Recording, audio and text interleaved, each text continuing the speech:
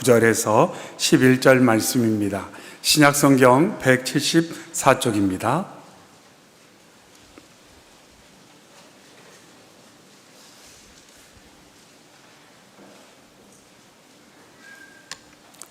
요한복음 15장 9절에서 11절까지 말씀입니다. 주신 말씀 한 목소리 읽겠습니다. 아버지께서 나를 사랑하신 것 같이 나도 너희를 사랑하였으니 나의 사랑 안에 거하라. 내가 아버지의 계명을 지켜 그의 사랑 안에 거하는 것 같이 너희도 내 계명을 지키면 내 사랑 안에 거하리라. 내가 이것을 너희에게 이름은 내 기쁨이 너희 안에 있어 너희 기쁨을 충만하게 하려 함이라. 아멘. 드려진 예물 위해서 기도하겠습니다. 사랑의 주 하나님 아버지, 감사합니다. 다음 세대 부흥기도의 마지막 날 저희를 주 앞에 나와 주님을 앙모하게 하시고 또한 귀한 감사와 기도의 제목을 담아 예물 드리게 하신 것 감사합니다. 하나님, 이 예물이 쓰이는 곳곳마다 역사하여 주시어서 하나님의 영적인 역사, 부흥의 역사, 구원의 역사가 일어날 수 있도록 축복의 예물 삼아 주시옵소서. 드리는 심령, 가정 일터, 기도의 제목과 삶의 소망을 주께서 잘 아시오니 함께 하시고 역사하여 주셔서 주님으로 인해 만족하게 하시고 감사의 제목이 차고 넘칠 수 있도록 도와주시옵소서. 우리의 삶의 길을 열어주시고 만남의 복을 주시는 예수님의 이름으로 기도하옵나이다. 아멘. 할렐루야. 아멘. 우리 잘 계신 성도님들 격려하며 인사 나누겠습니다. 형제님, 자매님 사랑합니다. 축복합니다.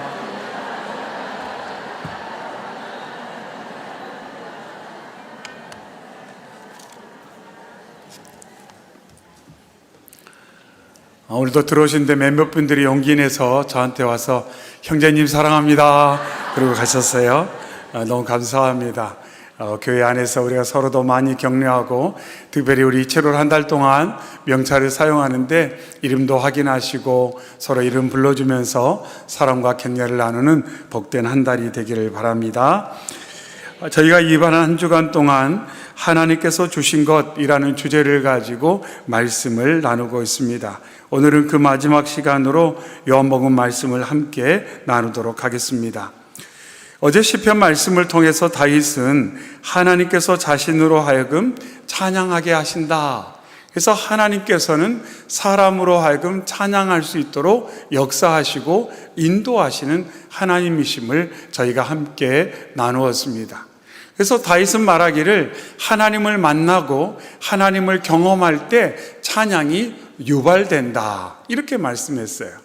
그러니까 결국 찬양이라는 것은 사람이 만들어내는 것, 사람이 생산하는 것이 아니라 사람이 하나님을 만날 때, 그 하나님의 하나님 되심을 경험할 때, 그 하나님께서 나의 삶 가운데 행하시는 놀라운 일들을 누려갈 때 그것으로 인해 찬양이 반응으로 나타난다는 것입니다. 찬양은 반응이라는 거예요. 반응이라는 거예요. 그래서 얼마나 하나님을 경험하느냐, 얼마나 하나님을 아느냐, 그것에 따라 찬양이 풍성하게 나타날 수도 있고 찬양이 연약해지거나 식어버릴 수가 있다, 이렇게 말씀하고 있습니다. 그러면서 다윗은 자신이 경험한 하나님의 은택, 하나님의 은혜, 그 사랑이 무엇인지를 어제 몇 가지로 선포했습니다. 먼저 다윗은 자신이 죄인임을 인정하면서 하나님께서 자신의 모든 죄를 사해 주셨다, 이렇게 고백합니다.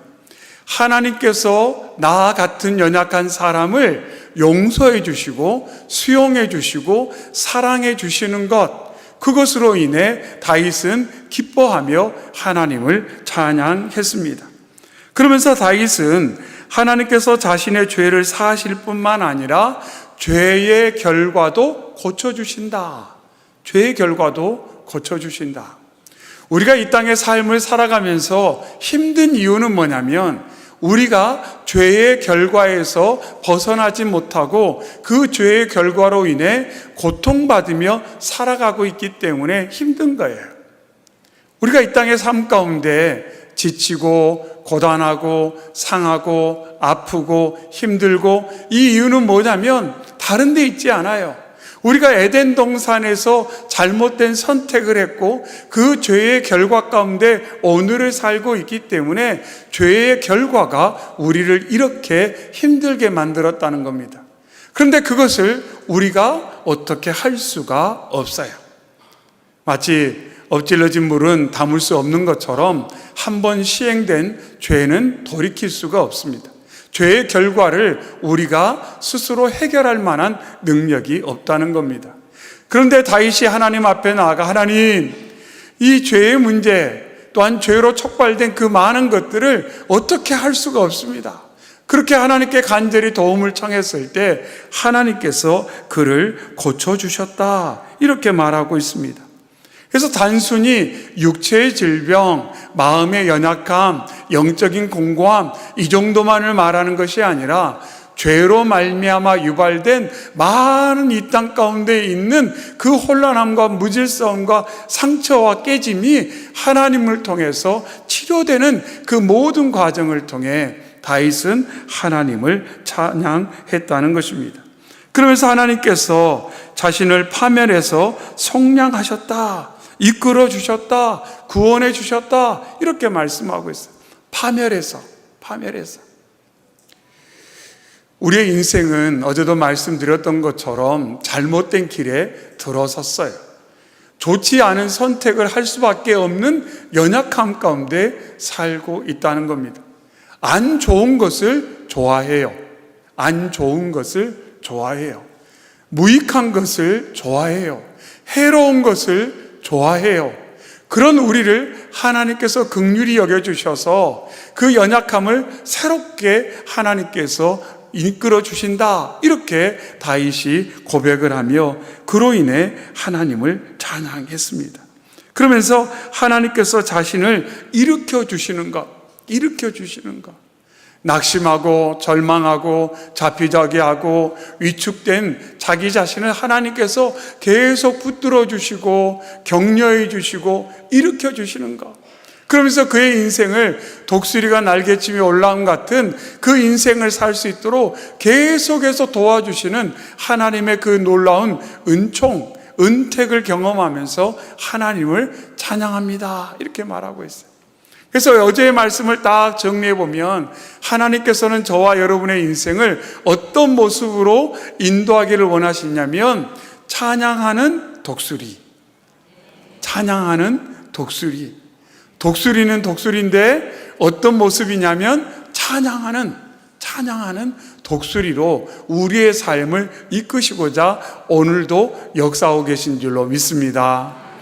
이 한 주간 저희가 기도하고 받은 말씀을 굳게 붙들고 우리가 이 여름을 지낼 뿐만 아니라 계속해서 이 말씀 의지해서 우리의 자녀와 다음 세대를 위해서 기도해 갈 때 그들의 인생 가운데도 하나님의 놀라운 역사가 일어날 줄로 믿습니다. 아멘. 예수님께서는 오늘 본문 요한복음 15장에서 포도나무 비유를 말씀하시면서 기쁨의 출발점이 무엇인지 그것을 먼저 말씀하고 있습니다. 그래서 어제의 말씀과 오늘의 말씀을 이렇게 좀 함께 이렇게 융합해 보면 찬양하는 독수리인데 표정은 웃고 있다. 독수리가 찬양하면서 웃고 있다. 이런 이미지로 우리가 정리를 해보면 좋을 것 같습니다. 그러면서 예수님께서는 기쁨의 출발점이 어딘지를 말씀하십니다. 9절에 아버지께서 나를 사랑하신 것 같이. 그래서 모든 기쁨의 출발점은 어디냐면 하나님 아버지의 사랑, 그 하나님 아버지의 사랑이 예수님께 전달되고 그 예수님께 전달된 사랑이 우리에게 전달되어지는 이 모든 흐름과 과정을 통해서 기쁨이 촉발된다고 말씀하고 있습니다. 그러면서 말씀하기를 나도 너희를 사랑하였으니 이렇게 말씀하고 있어요. 그래서 하나님 아버지의 사랑이 예수님께 전달되고 그 사랑이 너희에게 지속적으로 변함없이 끊임없이 계속해서 전달되고 있다, 이렇게 말씀하고 있습니다. 그러면서 그 사랑이 기쁨의 출발점이다, 이렇게 말씀하고 있어요. 사랑이 기쁨의 출발점이다. 조금 더 넓게 생각해 보면 사랑의 관계가 기쁨의 출발점이다, 이렇게 말씀하고 있습니다. 기쁨은 다른 데서 생산될 수 없습니다. 오늘 말씀에서 예수님 말씀하시는 내용이 그거예요. 기쁨은 다른 데서 생산할 수 없다. 하나님의 사랑, 그리고 그 하나님의 사랑이 예수님 안에 충만하고 예수님의 사랑이 우리에게 공급되어지고 우리가 그 사랑 안에 머물 때에, 그 사랑을 풍성히 누릴 때에, 그리고 그 사랑을 우리가 또한 누군가에게 흘려보낼 때에 그 모든 과정을 통해서 기쁨이 촉발된다. 기쁨이 나타나고 경험되어지고 기쁨이 사람들에게 증거된다, 이렇게 예수님께서 말씀을 하고 있습니다. 그래서 9절의 말씀에 나의 사랑 안에 거하라, 이렇게 말씀하세요. 나의 사랑 안에 거하라. 그래서 계속해서 이런 표현이 있죠. 나의 사랑, 나의 평안, 내 기쁨. 그러니까 예수님께서는 사랑도 내 안에 충만하고 평안도 내 안에 가득하며 기쁨도 내 안에 차고 넘친다, 이렇게 말씀하고 있어요. 오늘 말씀에서 그것을 강조하고 있습니다. 말씀을 준비하면서 이미지를 한번 생각해 봤어요. 여러분은 예수님의 얼굴을 어떻게 이미지로 기억하고 있습니까? 물론 우리가 실제로 2000전에 이 땅에 육신을 입고 오신 예수님을 직접 대면한 경험은 없어요. 하지만 저마다 예수님에 대한 이미지가 있다는 거죠. 이미지가 있어요. 저는 외모를 말씀하는 건 아니지 않습니까? 과연 예수님께서 어떤 모습으로 여러분에게 지금 경험되고 있는가 하는 거죠. 예수님의 표정은 어떤가? 우리가 아까 찬양했잖아요. 밝은 예수님의 모습, 환한 예수님의 모습. 근데 우리가 물론 예수님의 삶 가운데 예수님께서 고난당하시고 십자가에서 저와 여러분을 위해서 모든 걸 내어주시는 과정 가운데 참 고난과 고통의 시간이 있었어요. 그래서 우리가 때때로 예수님 하면 막 얼굴을 찡그리고 막 어떻게 보면 그 괴로움을 극복해가는 참 안에는 그 예수님의 이미지만 가질 수도 있다는 거죠. 근데 오늘 말씀에는 예수님의 이미지가 어떻습니까? 사랑이 충만하세요. 평안하세요. 기쁨이 가득하다는 것을 알 수가 있습니다. 여러분, 언젠가 우리가 이제 우리의 삶의 시간을 마무리하고 주님 만났을 때 주님이 어떤 얼굴로 여러분을 만날 것 같습니까? 막 찡그린 얼굴, 이그러진 얼굴로 저희를 만나시지는 분명 않을 거예요. 오늘 말씀에 있는 것처럼 평안한 모습, 사랑이 충만한 모습, 기쁨이 넘치는 모습으로 저희를 맞아줄 줄로 믿습니다. 탕자가 돌아왔을 때 아버지의 모습도 마찬가지예요. 물론 아버지가 그 아들을 안고 울었다, 이렇게 나와 있지만 그 눈물과 동시에 그 아버지 안에는 기쁨과 행복이 가득했을 거예요. 기쁨과 행복이 가득했을 거라는 겁니다. 저희가 금년 한 해를 시작하면서 역사하시는 성령님, 평안, 경외, 위로. 근데 경외는 하나님에 대한 거룩한 두려움이에요. 그러니까 실제로 세상에서는 이런 거는 존재하지 않아요. 두려움과 평안이 함께 존재하는 것, 두려움과 그리고 위로가, 마음의 안정이, 새 힘이 함께 공급되고 함께 공존하는 것은 세상에서 경험할 수가 없습니다. 그런데 하나님께서는 그러한 것을 말씀하시고 또 그것이 우리 안에 온전히 경험될 수 있다는 거죠. 하나님에 대한 거룩한 우리가 두려움을 갖게 될 때 그것과 아울러서 우리의 마음 가운데 평안이 가득하고 위로가 넘치게 된다는 것을 말씀하고 있습니다. 오늘 본문에서도 예수님 안에 사랑이, 평안이, 기쁨이 가득하다, 이렇게 말씀을 하고 계십니다. 그러면서 그 사랑과 그 평안은 결코 그 누군가를 소외하거나 차별하지 않는다는 것을 우리는 말씀 곳곳에서 확인할 수가 있습니다. 심지어 예수님께서 십자가에서 고난당하시는 그 순간에도 한편에서 고통 가운데 죽어가던 죄수가 자신의 모든 것을 예수님께 위탁했을 때에 예수님께서 그 죄수에게 내가 나와 함께 낙원에 있으리라 이렇게 말씀해 주셨어요. 끝까지 사랑하시는 예수님의 모습을 여기에서 알 수가 있습니다. 그러면서 오늘 말씀 가운데 예수님께서 나의 사랑 안에 거하라, 이 말씀은 결국 예수님의 초대라는 것을 알 수가 있습니다.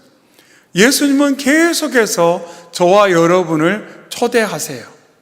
예수님의 사랑 안으로, 예수님의 평안 안으로, 예수님의 기쁨 안으로 초대를 한다는 거예요. 초대를 한다는 거예요. 이 초대라는 개념을 좀 다르게 한번 그림을 그려봤습니다. 날씨가 더워지면 물놀이 가잖아요. 물놀이 가면 이렇게 풍덩 하고 들어가죠. 그 다음에 꼬르륵 하고 들어가요. 완전히 잠기는 거죠. 완전히 잠기는 거예요. 지난번에 선교학교에서 이제 카자흐스탄 가서 세례를 베푸는데 그쪽에서 침례를 요청하셨어요. 세례인데 침례로 해줬으면 좋겠다. 그래서 그러면 저희가 가서 그렇게 침례로 세례식을 진행하겠습니다. 그래서 저도 장로교이니까 그동안 침례를 경험하거나 해본 적은 없어요. 본 적은 있지만. 근데 이렇게 가서 이제 시뮬레이션을 해가지고 이제 가서 준비해가지고 침례를 했는데 참 뜻깊은 시간이었어요. 침례, 말 그대로 물속에 잠그는 거예요. 예. 혹시 원하시면 말씀하세요. 예. 세례를 다시 베풀 수는 없지만 제가 물에 담가 드릴 수는 있어요. 예. 근데 우리가 이제 보통 우리 장로교에서는 이렇게 물을 이렇게 뿌리잖아요. 세례 받을 때. 하지만 이제 침례교에서는 말 그대로 침례를 하는 거예요. 물속에 잠그는 거. 물속으로 들어가는 거예요. 마치 이스라엘 백성들이 애굽에서 나와 가나안 땅을 향해 갈 때 홍해를 건너가는, 물속에 잠겼다가 건너가는, 이전과는 단절된, 이전의 나의 모습은 죽고 이제 예수 안에 새 생명 얻어서 살아가겠습니다. 그런 의미로 이제 그렇게 침례를 행하였던 것입니다. 그러니까 이 장면에서 알 수 있는 것처럼 뭔가 완전히 잠기는 것, 그것을 예수님께서 말씀하세요. 내 안에 거하라, 이거는 살짝 이 정도 닿는 것을 말하지 않아요. 단순한 접촉 정도에서 멈추는 것을 말하지 않습니다. 마치 물에 완전히 잠수하는 것 같은, 그래서 나의 모든 것이 물과 접촉하듯이 예수님 안에 내가 온전히 잠기는 것, 그것을 내 안에 거한다, 이렇게 말할 수가 있습니다. 그러면서 엉뚱한 기억이 하나 났어요. 엉뚱한 기억. 여러분도 아시듯이 제가 이제 학부 때 생물학을 했잖아요. 이제 생물학까지 들어가면 숙제 중에 하나가 뭐냐면, 요즘은 아마 안 할 것 같아요. 숙제가 곤충 100종을 잡아오는 거예요. 근데 100종은 만만치가 않습니다. 나중에는 숙제 안 하다가 못 잡으면 집에 바퀴벌레를 보고도 기뻐해요. 왜냐하면 잡아서 한 종을 채워야 되니까. 예, 그렇게 됩니다. 근데 이제 막 들로 산으로 나가서 곤충을 채집하는데 가장 어려울 때는 이제 벌을 만날 때예요. 한 마리 정도에 어떻게 해보겠다지만 이제 떼를 만나거나 그러면, 그래서 하는 말이 떼를 만나면 무조건 물속에 들어가라. 그것밖에는 방법이 없다. 근데 실제로 이렇게 채집하다가 많이 물려요. 벌에도 물리고 많이 물리기도 하는데, 갑자기 그때 기억이 났어요. 정말로 나를 위협하는 위협적인 환경을 만났을 때 물에 들어가는 것처럼, 우리가 정말 안전을 원한다면, 나를 위협하는 환경으로부터 뭔가 보호를 정말 받기를 원한다면 예수님께 풍덩 뛰어들라는 거예요. 예수님께 풍덩 뛰어들라는 거예요. 그냥 적당히 손만 담그는 것이 아니라, 적당히 발목만 담그는 것이 아니라, 말씀에 있는 것처럼 나의 모든 것을 예수님께 잠수하듯이 맡기고 의탁하는 삶, 그 삶 가운데 놀라운 역사가 일어난다고 예수님 말씀하고 있습니다. 포도나무의 비유는 그런 의미를 담고 있어요. 우리가 그냥 나무 그러니까 가지가 나무에 살짝 붙어 있는 거 그 정도라고 생각하는데, 그 안에 들어가 보면 그 유기적인 관계라는 것은 철저히 온전한 의존을 말하고 있습니다. 온전한 의존이라는 거죠. 말씀드렸잖아요. 가을에 단풍이 져서 이렇게 빨갛고 노랗게 단풍이 딱 져가지고 막 단풍에서 나무가 그런 게 막 단풍이나 은행이 떨어지면 사람들이 와 예쁘다 그러잖아요. 그런데 그거 실제로 조금만 생각해 보면 참 마음 아픈 과정이에요. 왜냐하면 추운 겨울을 그 잎을 가지고 견딜 수 없으니까 잎을 포기하는 거잖아요. 그러니까 단풍이 된다는 건 누렇게 뜨는 거예요. 죽어가는 과정이에요. 잎의 입장에서는 영양분을 공급받을 그런 어떤 환경이 되지 못하고 이제 모든 것이 차단되어서 그냥 죽어가는 과정이 단풍이라는 거예요. 그러니까 잘못하면 저와 여러분이 하나님께서 예비하신 그 좋은 것을 온전히 누리지 못하면 누렇게 떠요. 누렇게 뜬다는 거예요. 혹시 몰라요. 누렇게 뜬데 와 예쁘다 그런 착각을 하면 안 된다는 거예요. 그건 결코 예쁘다고만 지나칠 수는 없는 상태이기 때문에. 그래서 예수님께서는 계속 사람들을 초대하십니다. 이사야 55장에 오라 너희 모든 목마른 자들아 물로 나오라 돈 없는 자도 오라 너희는 와서 사 먹되 돈 없이 값없이 와서 포도주와 젖을 사라. 마태복음 11장에 수고하고 무거운 짐진 자들아 다 내게로 오라 내가 너희를 쉬게 하리라. 예수님께서는 하나님께서는 계속 사람들에게 말씀해서 제발 와라 제발 와라. 너희에게 필요한 것은 내가 다 가지고 있으니 그리고 아무런 대가 없이 내가 너희들에게 공급해 줄 테니 오기만 해라. 나한테 와서 풍덩 나를 향해서 이렇게 다이빙 하듯이 나를 향해서 너희가 온다면 너희가 내 안에 예비된 놀라운 것으로 너희가 평안할 것이고 너희가 기쁨을 누릴 것이고 세상이 알 수 없고 줄 수 없는 놀라운 하늘의 신령한 복을 누리게 될 거다. 그렇게 말씀하고 있는 거예요. 그래서 하나님께서는 저와 여러분을 끝없이 초청하고 있어요. 끝없이 초청하고 있어요. 아버지의 집으로 아버지의 품으로 끝없이 초청하고 있다는 것입니다. 그런데 10절 말씀을 보니 이렇게 말씀하세요. 너희도 내 계명을 지키면 내 사랑 안에 거하리라. 이렇게 말씀을 하고 있습니다. 예수님께서는 예수님의 초청을 받아 하나님의 사랑 안에 머물기 위해서는 계명을 지켜야 된다. 이렇게 말씀하세요. 계명을 지켜야 된다. 그러면 갑작스럽게 십계명부터 시작해가지고 여러 율법을 생각할 수 있는데 예수님께서 그 율법을 압축해서 뭐라고 말씀하셨습니까? 하나님을 사랑하고 이웃을 내 몸같이 사랑해라. 이것이 온 율법이요 모세의 말씀하신 말한 내용이다. 이렇게 예수님께서 말씀하셨지 않습니까? 그러니까 결국 수평적인 사랑과 수직적인 사랑이 연동되어 있고 그것이 함께 어우러진다는 것을 예수님이 이 말씀을 통해 일러주고 있어요. 너희가 정말 하나님의 사랑을 경험하고 싶느냐? 너희가 정말 예수님의 사랑 안에 온전히 잠수하고 싶느냐? 그러면 너희 사람들을 사랑하거라 말씀하세요. 그러니까 이것이 함께 간다는 거예요. 결코 그것이 별개의 사건이 아니라는 것입니다. 하나님의 사랑을 경험하고 싶습니다. 그런데 자꾸 흘겨봐요. 저 예수님의 사랑 안에서 살고 싶습니다. 그런데 막 비난하고 정죄하고 판단해요. 그렇게는 할 수가 없다는 거예요. 그렇게는 안 된다는 거예요. 너가 정말 하나님의 사랑 가운데 살고 싶느냐? 예수 그리스도께서 너를 향한 사랑 가운데 너가 정말 잠겨서 살고 싶냐? 그러면 너도 나를 닮아서 사랑하면 된다. 이렇게 말씀합니다. 그러니까 예수님께서 허리에 수건을 들으시고 제자들의 발을 씻으신 뒤에 예수님 말씀하잖아요. 내가 주와 또는 선생이 되어 너희 발을 씻었으니 너희도 서로 발을 씻어주는 것이 옳으니라. 옳으니라. 그냥 한번 해보세요. 일단 말씀드렸잖아요. 제가 카자흐스탄에 가서 발을 한번 이렇게 만졌더니 그게 제가 은혜가 됐어요.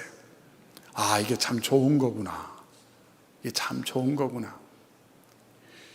뭔가 사랑을 실천해 보는 것, 뭔가 사랑으로 살아보려고 집중해 보는 것, 그것이 너무너무 중요하다는 것을 예수님께서는 말씀하고 있습니다. 요한복음 14장 21절에 나의 계명을 지키는 자라야 나를 사랑하는 자니 나를 사랑하는 자는 내 아버지께 사랑을 받을 것이요 나도 그를 사랑하여 그에게 나를 나타내리라, 이렇게 말씀하십니다. 너희가 사랑하면 내가 너희에게 나타날 것이다, 경험될 거다, 이렇게 구체적으로 반복적으로 말씀하셨어요. 사랑하면 사랑을 경험하게 될 것이다. 사랑하면 하나님의 사랑과 예수님의 사랑을 너가 더욱더 놀랍게 경험하게 될 것이다, 이렇게 말씀합니다. 그러면서 이 과정을 통해서 11절에 내가 이것을 너희에게 이름은 내 기쁨이 너희 안에 있어 너희 기쁨을 충만하게 하려 함이라, 이렇게 말씀하고 있습니다.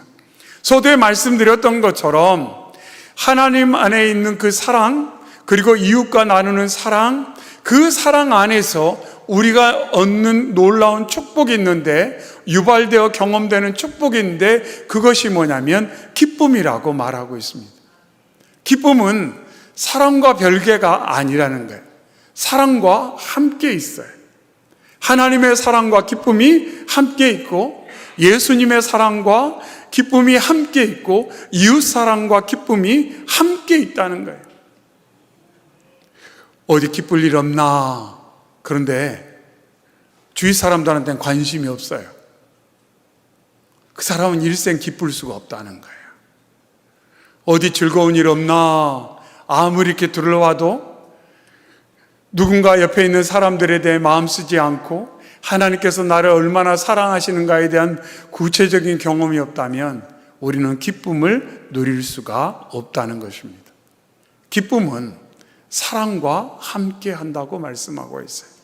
기쁨은 사랑과 함께 한다. 그러니까 하나님의 사랑이 크게 느껴지면 느껴질수록 기뻐요. 예수님의 사랑이 크게 경험되면 경험될수록 기쁨이 넘치게 된다는 것입니다. 제가 중학교 3학년 때 청소년 선교단체에서 수련회가 있었습니다. 그래서 어디에서 수련했냐면 관동대학에서 했어요. 강릉에 있는. 멀더라고요. 그래서 광주에서 청소년들, 중학생, 고등학생들이 모여가지고 강릉까지 가서 수련을 했는데, 기억나는 것 중에 하나는 뭐냐면 수련을 하고 있는데 너무 기뻤다는 거예요. 그때는 그게 뭔지 몰랐어요. 왜 이렇게 내가 기쁜지 몰랐어요. 왜 이렇게 내가 기뻤는지. 그런데 시간이 지나놓고 그때 왜 기뻤는지를 알게 됐어요. 하나님께서 나를 사랑하신다는 것을 그때 깊이 경험했어요. 그러고 나니까 너무 기쁜 거예요.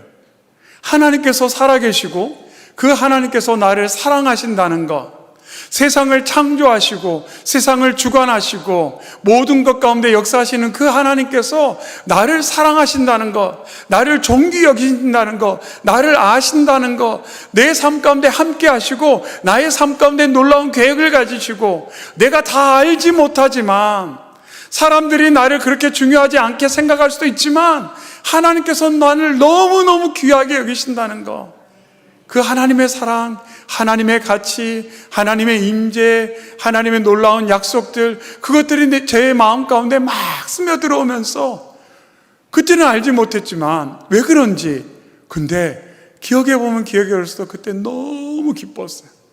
그래서 계속 웃고만 다녔어요. 좀 이상한 것처럼. 너무 기쁘니까. 바라기는 저와 여러분의 삶 가운데 하나님의 사랑이 늘 구체적으로 경험되어 그 사랑 안에 온전히 잠김으로 말미암아 저희의 마음과 삶 가운데 기쁨이 가득하시기를 주의 이름으로 축원합니다. 아멘. 요한복음 16장에서는 또 이렇게 말씀합니다. 지금까지는 너희가 내 이름으로 아무것도 구하지 아니하였으나 구하라 그리하면 받으리니 너희 기쁨이 충만하리라. 또 이렇게 말씀하셨어요. 구하라, 받을 것이다. 기쁨이 충만할 것이다.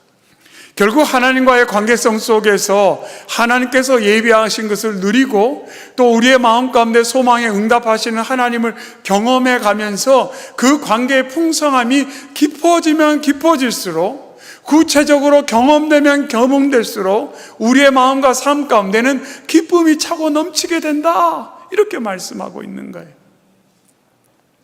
그리고 이 기쁨이라는 것은 결국 그래서 하나님과의 관계성 속에서, 그러니까 수직적인 관계성 속에서도 경험될 뿐만 아니라 수평적인 관계성 속에서도 함께 동시에 경험된다는 것을 우리가 꼭 기억했으면 좋겠어요.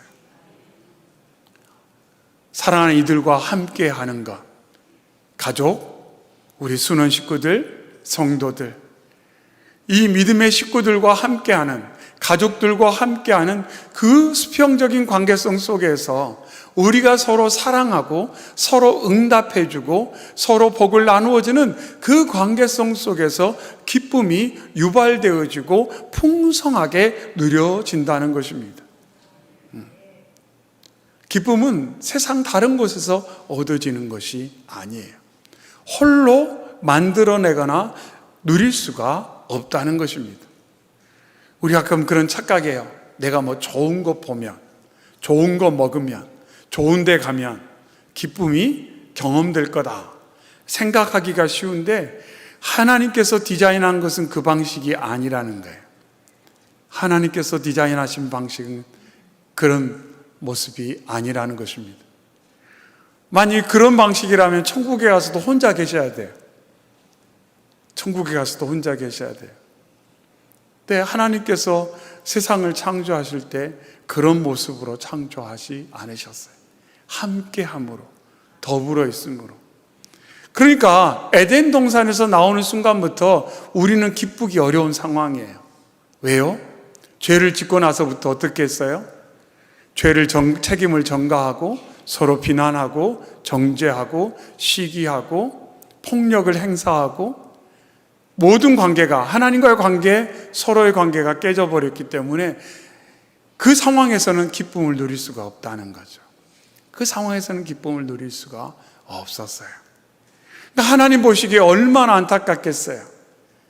기뻐할 수 있는 환경 속에 창조해 주셨는데 스스로 기쁨을 다 상실해 버렸어요. 사랑도 상실하고 평안도 상실하고 기쁨도 다 상실해 버렸어요. 모든 것을 잃어버린 저희를 하나님 사랑하셔서 다시 그것을 회복시키시고자 예수님이 이 땅에 오셨다는 거예요. 바라고 원하는 것은 저와 여러분이 오늘 이 말씀 안에 있는 이 놀라운 하나님의 영적인 메시지, 그 영적인 원리를 잘 기억해서 이 혼란스러운 세상 가운데 우리가 바른 기쁨의 근원과 기쁨을 얻을 수 있는 길을 기억하고 그것을 온전히 누릴 뿐만 아니라 우리의 자녀와 다음 세대에게 그것을 알려주고 그것을 보여주고 그것을 증거해주는 저와 여러분 되시기를 바랍니다. 그래서 그런 이야기가 많았으면 좋겠어요. 우리 자녀들이 나는 집이 제일 좋아. 나는 집이 제일 좋아. 나는 집이 제일 좋아. 저는 아직도 잊혀지지 않은 말이 하나 있는데 언젠가 저희 둘째가 그러더라고요. 집에 있는데 그래요. 아빠, 나 집에 가고 싶다. 근데 의미가 참 많았어요. 의미가 참 많았어요. 아빠, 나 집에 가고 싶다. 의미가 정말 많았어요. 우리 모두는 뭔가를 그리워하며 삽니다. 나를 사랑해 줄 어떤 대상, 내게 기쁨을 막 공급해 줄 대상, 내 마음을 막 평안하게 해줄 그런 대상을 갈구하며 살고 있어요. 주님께서는 그런 저희를 오라고 말씀하시고 이렇게 아름다운 공동체로 묶어주셨습니다. 이번 한 주간 시작하면서 하나님께서 주신 것이라는 주제를 가지고 말씀을 나누었는데 말씀을 딱 정리하고 보니까 물론 성경 말씀 가운데서 하나님께서 주신 것은 두려워하는 마음이 아니요, 거기서 이제 주제를 잡았는데 결과적으로는 그거예요. 하나님께서 주신다라는 개념보다는 하나님 안에 있는 것, 이 개념이 훨씬 강합니다. 하나님 안에 있는 것. 그래서 우리가 하나님 안으로 뛰어들면, 하나님 안으로 풍덩 뛰어들면 그 하나님 안에서 우리가 삶의 순간마다 이 놀라운 축복을 누리게 된다고 말씀하고 있습니다. 올 여름 저와 여러분이 하나님께 풍덩 뛰어들기를 바랍니다. 내일부터 시작되는 우리 여름 수련회와 여름 성경학교를 통해 우리의 자녀들과 다음 세대가 우리 예수님, 우리 하나님의 그 사랑과 은혜로 풍덩 뛰어들기를 바랍니다. 그래서 아이들의 입술 속에서, 우리 청소년들과 우리 청년들의 입술 속에서, 야, 교회가 제일 좋아. 교회가 제일 좋아. 아, 나는 집이 제일 좋아. 나는 우리 형제 자매들과 함께 있는 게 너무너무 좋아 라고 말할 수 있는, 왜요? 그 안에 하나님의 사랑이 가득 있기 때문에, 하나님의 평안이 가득 있기 때문에, 하나님의 주시는 그 모든 선물을 누릴 수가 있기 때문에, 그러한 축복이 가득한 올 여름 되시기를 주의 이름으로 축원합니다. 아멘. 사랑의 주 하나님 아버지, 감사합니다. 이 귀한 저녁 저희로 생명의 말씀을 통하여 올 여름, 아니 저희의 인생의 순간순간마다 저희가 어디로 뛰어 들어가야 되는지, 무엇 안에 잠수해야 되는지를 일깨워 주시니 감사합니다.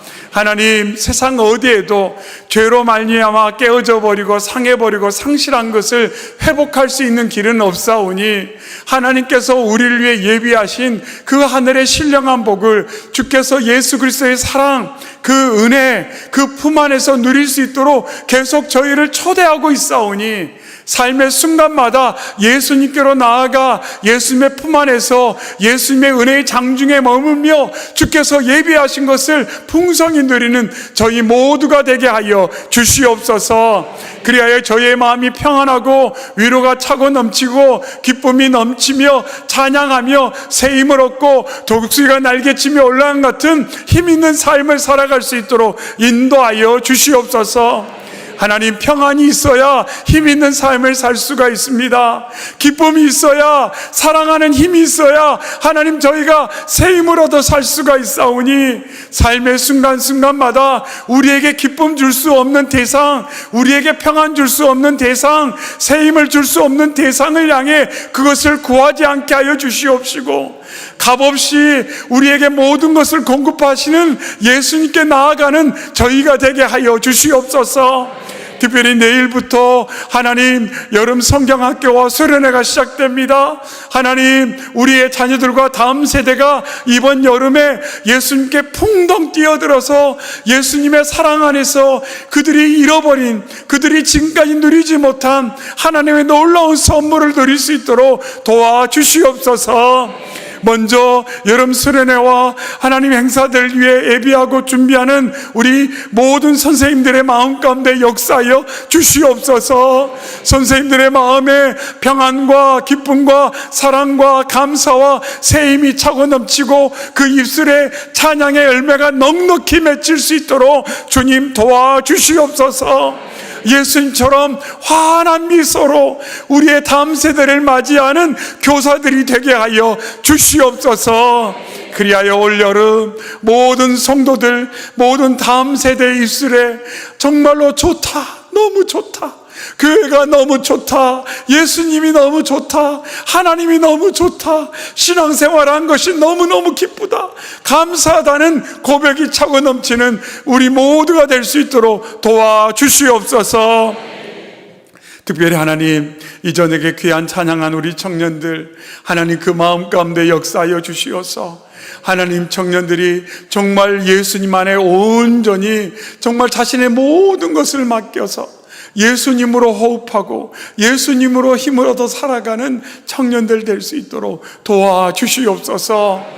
때때로 많은 것들이 보이지 않고 손에 잡히지 않은 것 같아 하나님 아버지, 이 치열한 경쟁 가운데 마치 뒤처지는 것처럼, 부족하고 연약한 것처럼 자꾸 연약한 생각이 들 때마다 더욱더 믿음의 주요 온전케 하시는 예수님을 바라보는 우리 믿음의 아들, 딸, 우리 청년들 될 수 있도록 도와주시옵소서.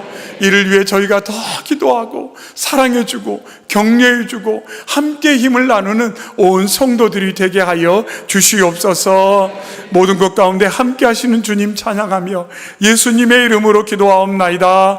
아멘. 오늘 주신 말씀 가지고 우리 주여 한번 크게 외치고, 혹여 마음에 답답함, 지친 마음, 내 마음이 왜 이런가 생각하는 마음이 있다면 더 간절히 주님을 바라보고 주님께 가까이 나아가는 저희 되기를 원합니다. 주여 한번 크게 외치고 기도하겠습니다. 주여!